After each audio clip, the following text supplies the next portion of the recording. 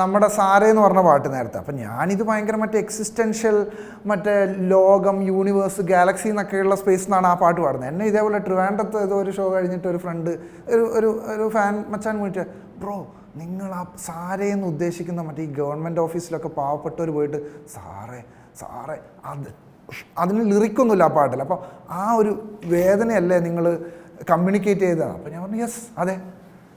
അപ്പം അതാണ് നമ്മൾ പറയത്തില്ലേ, ഇപ്പം artist only till you do it, once it's out it's no more yours. അത് നമ്മുടെ അല്ല. പക്ഷേ ഓരോ ആൾക്കും അത് ഓരോ രീതിയിലാണ് ആ ഓരോ ആർട്ടും കണക്ട് ചെയ്യുക. അപ്പം നമ്മളതിപ്പോൾ ഞാൻ ആദ്യമൊക്കെ ഇതെനിക്ക് പറഞ്ഞത് സൂരജ് മാണിയാണ്, മദർ ജെയിൻ്റെ വോക്കലിസ്റ്റ്. അപ്പോൾ ഞാൻ അവരോട് പറയുമ്പോൾ സൂര്യേട്ടൻ്റെ അടുത്ത് എന്തോ പറഞ്ഞപ്പോഴാണ്, എടാ അങ്ങനെ ഒരിക്കലും പറയും, നമ്മൾ ഓരോ ആളും ഓരോ പാട്ടും എടുക്കുന്നത് അവരുടേതായ രീതിയിലാണ്.